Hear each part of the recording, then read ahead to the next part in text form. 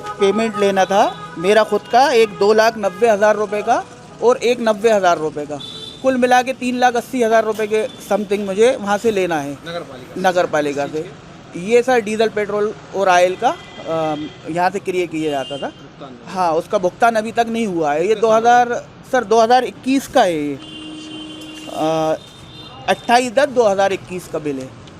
जो पूरा बिल था 7,31,000 का, उससे पहले उनने 21 में कुछ 22 में कुछ डाल दिया था। उसके बाद से अभी तक कोई पेमेंट नहीं मिला है।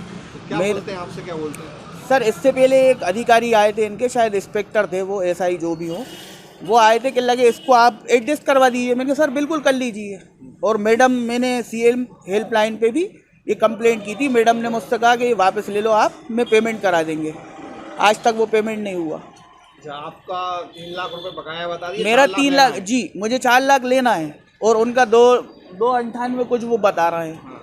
तो उसमें मैं कहाँ से गलत हुआ? पहले इनने का एडजस्ट कर लेंगे और आज तक कोई एडजस्ट। हाँ बिल्कुल, मैं चाहता हूँ। मुझे थोड़ी अच्छा लगेगा मेरे पंप पर कोई आके ऐसा कुछ करे।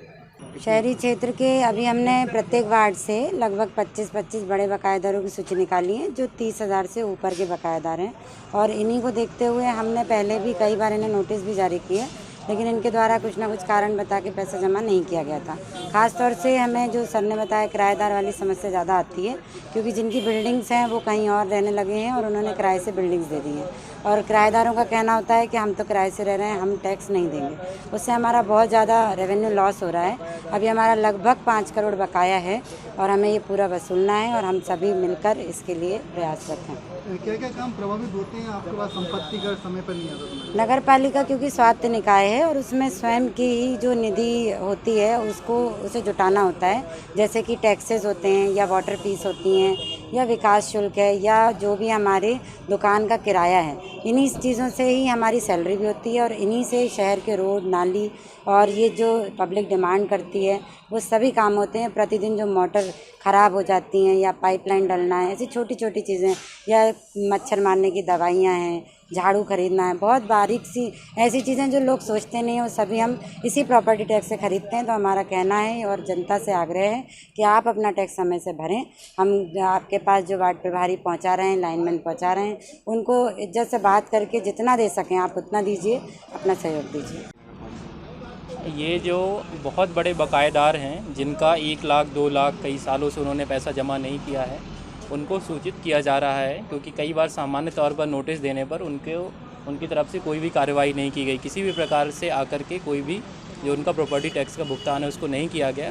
तो उनको एक बताया जा रहा है कि आपका इतना पेमेंट बचा हुआ है, आप इसको जमा करें, ताकि जो नगरीय निकाय के कर्मचारी हैं, सफाई कर्मी हैं, उनकी जो सैलरी है वो टाइम पर मिले, बाकी जो कर्मचारी हैं उनका वेतन समय पर मिले। इसके लिए उनको आकर के नोटिस चस्पा किया गया है और साथ ही उनको ये भी बताया गया है कि अगर आप जमा नहीं करेंगे तो जो तालाबंदी की कार्रवाई है वो की जाएगी। और ऐसे जो भी किराएदार हैं जो व्यवसाय कर रहे हैं ऐसी बिल्डिंगों पर जिनका प्रॉपर्टी टैक्स नहीं जमा है, वो अपने मालिकों को बताएं कि अपना प्रॉपर्टी टैक्स जमा करें, अन्यथा उनका जो व्यवसाय है उसका नुकसान होगा। ताला लग जाएगा तो व्यापार नहीं कर पाएंगे। दूसरा, उनको पीले चावल भी दिए गए, ये कहते हुए उनको आमंत्रित किया गया कि आप कार्यालय पर आइए और अपना प्रॉपर्टी टैक्स जमा कीजिए।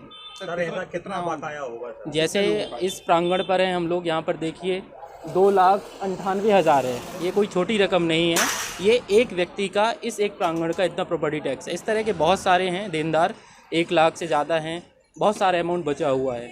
तो हम एक ये मुहिम है कि जो हमारा टैक्स है वो एक प्रकार से हम कलेक्ट कर पाएँ और जो हमारे नगरीय निकाय के कर्मचारी हैं उनको समय पर हम लोग वेतन दे पाएँ।